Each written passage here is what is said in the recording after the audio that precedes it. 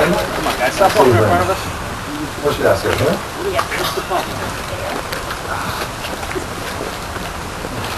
So I'd just like to welcome everybody here, and I'll introduce everybody again. This is Janice, who's currently in residence at Beatitude House, Alicia, who's a graduate of the program, Nikki, who's currently in residence, and Brenda, who's another graduate of the program. And we're just here and happy to welcome Senator Edwards. Thank you. I thought I'd just start with a very short idea of what Beatitude House does. We've been in business for the last 16 years, trying to provide the opportunity for disadvantaged women and children to transform their lives. And in doing that, we track women who come here, we track a list of 11 obstacles that they often face.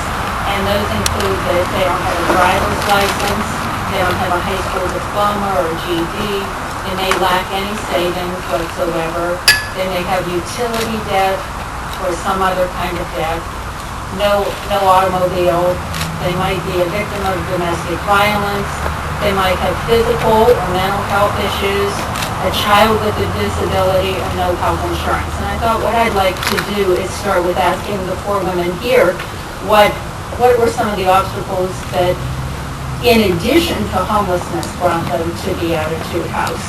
Anybody want to start? I'll start. Okay, Janice. I lost my employment, so when I lost my employment, then everything else was wrong. I lost my apartment, and I just didn't have anywhere to go at that time. It was really a blessing that I was accepted here.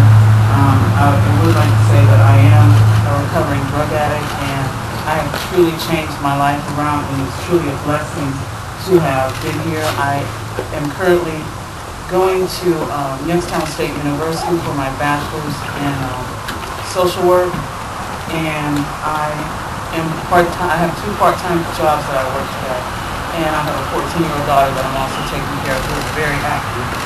Okay, I had a son, gave birth to my son, and I could not find adequate child care.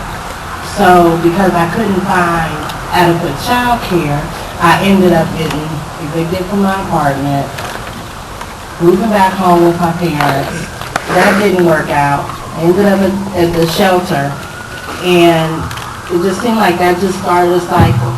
I was working, but still just not making enough to be able to afford an apartment, utilities, and just basic necessities. And then What were you doing? I was working as a shift manager at McDonald's. Well, I was at a shelter and I applied for the Beatitude House. It was really a blessing that I got in. I wasn't really confident in myself, and I had no background in anything. So what took you to the shelter? Domestic violence. And somebody there was already in the program, and she told me to apply. I got accepted, and they put me in Youngstown. But I didn't have anything when I first got here. I had no GED, no driver's license, nothing.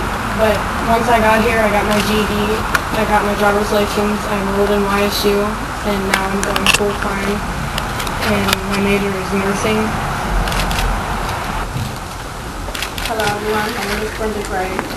Upon homelessness, prior to being homeless, I was taking care of 6 kids, 3 of mine, and 3 of my nephews, 3 of my nephews. Once they went home, I was so far in debt, beyond me quitting my job to take care of 3 kids because of my nephews being troubled kids. I couldn't leave them home, not knowing that something would happen while I'm at work, so I chose to quit my job, stay home and take care of 6 kids. Upon that, I got behind in bills and rent, and once they went home, I was just so far in debt. I was working, I was also in school, but I just couldn't get ahead. So I came to be out currently now on the home in Campbell, and I'm a victim advocate in a life crisis center. And I'm doing real good. I'm doing real good, and I just thank the Beatitude House for being there, because without them, I don't know where I would be, because I was just mentally exhausted. So, I just didn't know what to do. And when I came here, it just made everything so much better. Can you tell me, any or all of you, tell me a little more about, sort of what the situation was, and when you felt like you had nowhere to go? What were you trying to figure out? What got you there, and how were you trying to deal with it? What did it feel like to you? I didn't want to deal with anything. I just wanted to give up, but I know I had these 3 kids that I wanted very much to take care of. How old were you kids? How old were they then? They were 4, 7,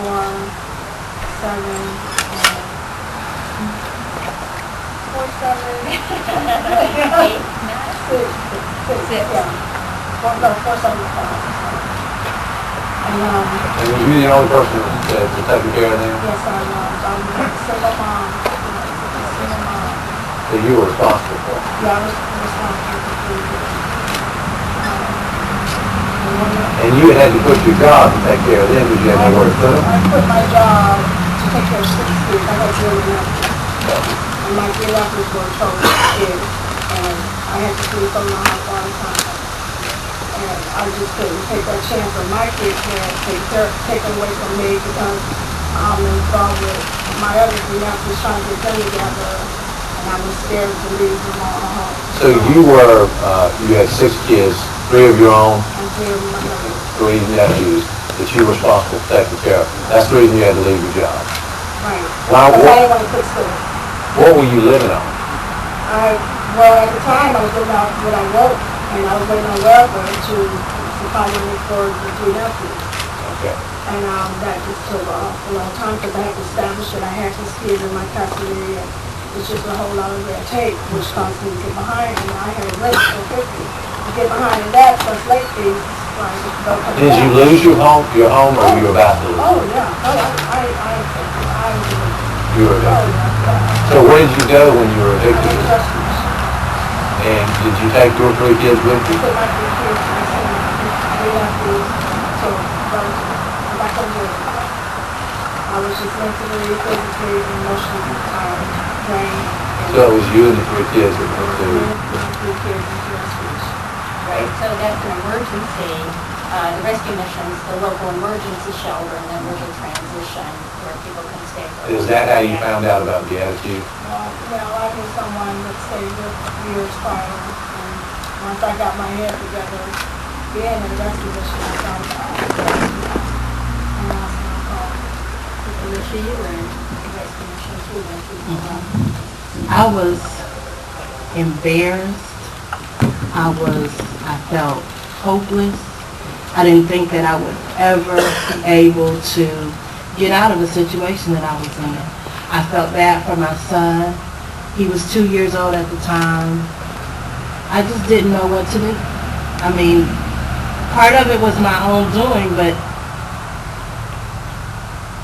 I just didn't know how I would get myself out. I prayed and I prayed. I looked at houses, and everything was just it was just not affordable, or it's just not livable. I was on my job for 10 years. 10 years. No health care, because I actually had some health problems during the pregnancy. So the insurance ended up getting terminated, and I had to go on leave, and that just started the cycle. Started the whole thing. Yeah. Now, were you the only person responsible for taking care of your 2-year-old? Yeah. Now, where's your son now? He's actually in daycare now. Okay. Yeah. Good. How about you guys? Tell me a little more about how you're feeling and how you got to that place, why Beatitude House was so important. First of all, I was in a correctional facility, and I felt hopeless. I felt very guilty. I felt very shameful. Not only was I going to be homeless, I was facing jail time. It was just a lot of negative feelings that I was feeling. And I have also a 14-year-old daughter. My mom had her